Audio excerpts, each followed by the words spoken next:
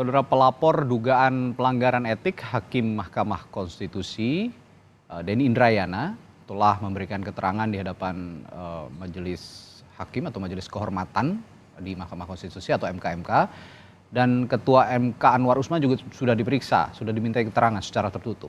Lalu bagaimana persisnya pelaporan Ketua MK Anwar Usman ke Mahkamah Kehormatan atau Majelis Kehormatan MK? Sudah bersama saya secara daring bergabung pelapor yang juga Wakil Menteri Hukum dan HAM periode 2011-2014, Profesor Denny Indrayana. Selamat pagi, Prof. Den. Selamat siang dari Ya. Gedung Parlemen Victoria, Australia, Melbourne. Selamat siang juga waktu Australia. Prof. Den, langsung saja, apa saja yang Anda sampaikan dalam sidang pemeriksaan Majelis Kehormatan yang kemarin sudah Anda jalani? Poin-poin pentingnya sebenarnya di mana? Ya, ada beberapa ya. Yang Ya. pertama, kalau terkait dengan pelanggaran etika cukup straightforward bahwa Hakim Konstitusi terlapor Anwar Usman telah melanggar etika yang sangat mendasar terkait imparsialitas, tidak berpihakan karena aturan mewajibkan, mengharuskan dia mundur jika menangani perkara yang terkait kepentingan langsung keluarga. Terkait dengan itu, dalam pandangan saya tidak perlu terlalu repot dengan pembuktian, dan kalau melihat mendengar komentar daripada majelis itu relatif sulit untuk dibantah ya. Dan kita lihatlah bagaimana putusannya. Yang kedua yang kami sampaikan adalah ini sebenarnya beyond dari pelanggaran etika. Saya mengatakan ada semacam kejahatan yang terencana dan terorganisir, plan and organized crimes yang dilakukan bukan hanya di dalam Mahkamah Konstitusi, tapi juga ada faktor eksternal. Itu dibuktikan dengan beberapa kerja-kerja teman-teman jurnalistik yang mengatakan ada keterlibatan tangan-tangan kuasa mengatur persoalan ini. Nah, ini yang menurut saya relatif kurang mendapatkan atensi. Padahal kalau kita cermati, bukti-buktinya bukan tidak ada. Indikasi-indikasinya sangat kuat. Apa itu? Salah satunya adalah ini menjadi pintu masuk sebagai kandidat dalam pencalonan presiden 2024. Karena itu, saya mengatakan konsekuensi sanksinya, sanksi kepada pelanggaran bukan hanya sanksi etika, pemecatan terhadap Ketua Anwar Usman itu the least, itu yang paling minimal. Karena kenapa begitu? Karena pelanggaran etikanya ini saya menyebutnya mega skandal Mahkamah Keluarga. Minta maaf, karena begitulah faktanya. Mengapa? Karena yang melakukan itu adalah Ketua Mahkamah Konstitusi, the first justice in the Constitutional Court. Untuk kepentingan apa? Untuk kepentingan keluarga yang bagaimana? Bukan keluarga biasa-biasa saja. The first family, keluarga Presiden Jokowi. Yang ketiga, untuk running substansinya soal apa? Syarat menjadi presiden atau calon presiden, the first office in the country. Tidak pernah ada dalam sejarah kemanusiaan ada pelanggaran etik yang melibatkan salah satu ketua mahkamah untuk kepentingan presiden guna running for the presidency. Ini pertama kali, dan karena itu bobot pelanggaran etikanya luar biasa. Kalau hanya pelanggaran etika saja, memang hanya pemberhentian. Kami membaca dan melihat ini ada semacam skandal yang melibatkan memang bukan hanya Anwar Usman yang harus kemudian diminta pertanggungjawaban. Siapa yang kemudian mendesain ini sehingga muncul putusan semacam ini dengan tiba-tiba diajukan oleh orang dari Solo, bicara tentang Gibran, sudah ditarik kemudian dimasukkan lagi, putusannya sedemikian problematik karena ada konkuring yang kemudian tidak dihitung sebagai dissenting dan seterusnya. Itu semua menunjukkan kejanggalan-kejanggalan itu, dan faktanya kemudian menjadi bagian dari syarat pencalonan hanya satu orang di antara 6 yang sekarang ada di KPU, itu tidak bisa dibantahkan. Karena itu saya mengatakan harusnya bukan hanya pelanggaran etikanya yang disoal, tapi juga organized crime-nya ini bisa menyebabkan putusan Mahkamah Konstitusi menjadi tidak sah dan berujung pada tidak bisa dibawa sebagai syarat pendaftaran di KPU. Oke, so begini Prof. Den, organized crime dan juga Anda mengatakan tadi this is beyond ethic in law constitution process gitu. Jadi Ya, lebih dari itu, lebih besar dari itu. Anda mau mengatakan betul. ini bisa menyasar delik pidana, mengingat ya ada anggapan juga ini merupakan praktik kolusi dan nepotisme begitu. Kalau saya mengatakan bisa, jadi dalam Undang-Undang Kekuasaan Kehakiman mengatakan dia tidak sah dalam 17 ayat 6 itu jika hakim tidak mundur pada saat ada benturan kepentingan yang ayat 6. Di ayat 6-nya dikatakan sanksinya bukan hanya sanksi etis tapi juga sanksi pidana. Itu jelas disebutkan dalam ayat 6. Kalau kita mau menggunakan undang-undang anti KKN yang juga sudah ada, itu juga ada sanksinya terhadap praktek-praktek KKN semacam ini. Ini kan bukan hanya pelanggaran etik ketakberpihakan, tapi ada unsur koruptif, kolutif, dan nepotisnya perkara ini. Bayangkan yang memeriksa adalah paman daripada Gibran Raka Buming Raka, yang menjadi salah satu pihak terkait adalah presiden, memberi keterangan adalah Presiden Jokowi. Pemohonnya adalah Partai Solidaritas Indonesia yang ketua umumnya adalah adik Gibran Jokowi, yang menerima manfaatnya adalah Gibran Raka Buming Raka yang sekarang menjadi calon wakil presiden. Ya. Itu kalau dibayangkan sebagai satu praktik KKN, itu mestinya tidak sulit untuk membuktikannya. Nah, kalau ditanyakan bisakah? Bisa. Undang-Undang Kekuasaan Kehakiman mengatakan sanksinya tidak hanya etis tapi juga pidana. Undang-undang yang terkait dengan anti KKN yang masih berlaku juga mengatakan ini ada sanksi pidana. Ya.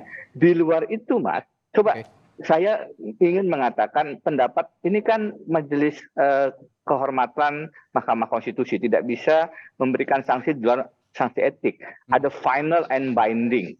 Kalau kekuasaan kehakiman, undang-undangnya tidak boleh bertentangan dengan undang-undang dasar. Jawaban saya adalah satu.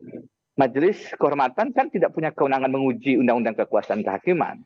Ya kan? Dia hanya kalau bicara kewenangan. Yang kedua, kalau kita bicara final and binding, itu kan kalau kemudian hakimnya negarawan, prosedurnya benar. Kalau hakimnya semacam ini dan kemudian prosedurnya ditabrak semua, seberapa banyak sih kasus di mana ada pelanggaran etik yang melibatkan ketua MK yang adik iparnya presiden memberikan kesempatan kepada ponakannya untuk maju calon wakil presiden.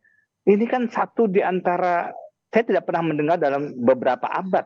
Jadi kalau dalam kesempatan ini saya mendorong agar Majelis Kehormatan memberikan landmark decision, memberikan keputusan yang memang ada makna judicial activism, ada keaktifan hakim untuk mendapatkan keadilan agar menjaga marwah MK itu sendiri. Saya pikir tidak hanya cukup hanya memberikan sanksi etis kepada Anwar Usman pemberhentian, tapi beyond itu putusan 90-nya sendiri dinyatakan tidak sah karena ini luar biasa skandalnya. Saya mengatakan ini mahkamah keluarga game. Ya, begini Prof. Den, Anda mengatakan kan ini sepertinya MK atau Majelis Kehormatan Mahkamah Konstitusi ini tidak bisa memutus lebih dari putusan etik begitu ya, pelanggaran etik. Lalu jika memang ada law society yang meminta atau mengarahkan bahwa ini adalah organized crime yang artinya tadi juga ada praktik KKN begitu di dalamnya. Celahnya di mana? Kita tidak sedang mencari kesalahan, tapi kalau memang kesalahan itu ada, di mana celahnya, Prof. Dan untuk menjerat pidana seorang ketua Mahkamah Konstitusi? Pertama ya, kita bukan bicara menjerat pidana saja dalam artian itulah sanksi yang akan disasar, bukan. Saya ingin klarifikasi dulu. Saya justru mengatakan bahwa MK Pak Jimli Asidiki dengan dua hakim yang lain, majelis yang lain, itu justru mesti mengambil langkah tidak hanya memberikan sanksi etik. Karena ada alasan putusan MK itu final and binding. Saya setuju bahwa putusan MK tidak boleh diganggu-gugat, harus dihormati. Tetapi dalam setiap prinsipal, kalau ada kejadian yang extraordinary, kedaruratan, justru untuk menyelamatkan marwah MK sendiri, maka final and binding itu juga mesti bisa diuji. Salah satunya dengan ini, justru saya yang berpendapat bahwa Majelis Kehormatan mesti bisa menilai putusan dalam batas yang sangat terbatas, sangat limited, tapi dapat dipertanggungjawabkan bahwa putusannya sendiri itu adalah putusan yang dari awal mestinya tidak terjadi. Contohnya Mas, contohnya ya, saya mengajukan laporan aduan ini bukan setelah putusan loh. Saya mengajukannya itu 27 Agustus, hampir lebih dari 2 bulan yang lalu sebelum putusan dibacakan. Artinya apa? Kalau aduan saya diproses, itu ada kemungkinan Mahkamah Konstitusi tidak memutus dengan Anwar Usman karena dia sudah didismiss lebih awal. Dan kalau didismiss lebih awal dalam batas penalaran yang wajar, putusannya bukan mengabulkan tapi menolak, karena dalam 3 putusan awal di mana Anwar Usman tidak ikut, itu putusannya menolak. Karena itu saya mengatakan dalam konteks laporan saya yang tidak diproses, mestinya itu menjadi pintu masuk bahwa harusnya putusan 90 tidak ada jika saja proses terhadap pengaduan saya dilakukan, dan jika tidak ada Anwar Usman karena dia harusnya mundur, putusannya bukan menerima atau mengabulkan sebagian, tapi menolak. Karena itu dalam konteks macam ini, saya tetap ingin mendorong, kita ini kan berhukum itu logis. Ya. Apalagi dalam negara berkembang, kata Prof. Jimli, harus ada langkah-langkah yang tidak hanya terpaku pada teks saja. Ini Mahkamah Konstitusi sedang dijadikan mahkamah keluarga, dan itu luar biasa. Yang melakukan adalah kelompok-kelompok yang punya posisi Chief Justice, keterlibatan presiden, keterlibatan anak presiden. Ini semua menurut saya adalah pintu masuk untuk mengatakan final and binding tetap ada ruang untuk diperbaiki karena kedaruratan menyelamatkan bukan hanya Mahkamah Konstitusi, tapi juga wibawa negara hukum Indonesia. Seandainya saja Mahkamah Konstitusi pada saat itu memproses begitu ya aduan dari Anda begitu, Prof. Denny. Ini sepertinya Anwar Usman juga kan dinyatakan punya kepentingan yang melekat begitu ya, karena memang yang di perkara yang ditanganinya ini melibatkan ya masih keluarga dekat begitu ya, boleh dibilang. Nah, Prof. Den, ini saya agak sedikit out of topic, tapi sebenarnya tidak melebar sama sekali jauh melebar begitu ya. Putusan 90 2023, jika memang tuntutan Anda bahwa putusan ini harus dibatalkan begitu, ini pasti ada implikasinya terhadap pencalonan presiden juga kan.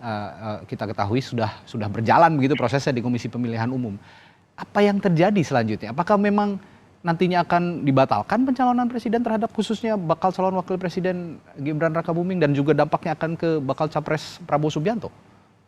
Begini, karena saya melihat ini dimanfaatkan untuk maju calon wakil presiden, maka memang saya meminta pada Kamis sidang klarifikasi awal, sebisa mungkin putusan Majelis Kehormatan itu sebelum tanggal 8. Karena tanggal 8 itulah batas akhir untuk mengajukan calon pengganti, bukan penetapan. Mengajukan calon pengganti. Baik. Penetapannya tanggal 12 atau 13 kalau saya tidak salah. Tapi calon penggantinya, kalau ada penggantian itu paling lambat tanggal 8. Saya menyatakan itu, dan dengan pertimbangan MK, Prof. Jimli dan 2 majelis yang lain menyetujui. Salah satunya kenapa? Karena kita ingin memberikan kepastian kepada pilpres kita juga, memberikan legitimasi juga. Nah, apakah akan ada dampaknya terhadap pencalonan? Tergantung apakah majelis menerima argumentasi saya bahwa tidak cukup hanya memeriksa etik, tapi juga harus melihat putusan ini. Lagi-lagi saya ingin mengatakan kalau dilihat dari Undang-Undang Kekuasaan Kehakiman, bisa ada pintu masuk untuk mengatakan putusan MK itu tidak sah karena dikatakan final and binding. Loh, final and binding itu kalau kondisinya normal. Tapi kalau kondisi semacam ini yang abnormal, yang darurat, saya tetap mengatakan apakah kita akan membiarkan MK-MK dimanfaatkan, direndahkan, dihinakan, seolah-olah hanya sebagai satu alat untuk merubah aturan, dan aturan itu kemudian tidak bisa kita apa-apakan, sedangkan orang yang merubahnya kita hukum. Bukankah harusnya logikanya aturannya sendiri juga tidak boleh dimanfaatkan? Saya tidak menyasar siapa calon, tapi kalau yang menerima manfaat tetap bisa menggunakan aturan yang sebenarnya dibuat dengan melanggar etik, terus bagaimana hukum bisa dinyatakan efektif? Bukankah hukum itu baru punya rasa keadilan kalau dia efektif?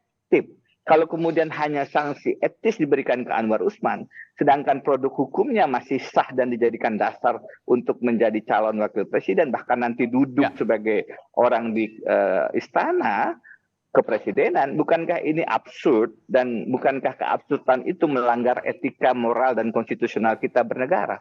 Itu yang ingin saya sampaikan ke majelis, dan itu yang saya paparkan kemarin dalam aduan laporan kami. Ya, dan dipastikan artinya laporan Anda ini, aduan Anda ini di luar dari kepentingan politik, hanya untuk menjaga marwah Mahkamah Konstitusi yang selama ini kita junjung tinggi begitu ya, sebagai pengadilan konstitusi tertinggi di negara kita. Baik, terima kasih. Itu yang selama ini saya perjuangkan dalam berbagai aktivisme saya, dan bukan hanya Mahkamah Konstitusi, lebih jauh adalah negara hukum Indonesia yang harus kita selamatkan. Baik, terima kasih Profesor Denny Indrayana, pelapor dalam kasus dugaan pelanggaran etik oleh Hakim MK yang juga Wakil Menteri Hukum dan HAM periode 2011-2014 telah berbagi perspektif dan informasinya di Sapa Indonesia Pagi. Sehat selalu Prof. Denny, selamat siang waktu Australia. Terima kasih. Terima kasih.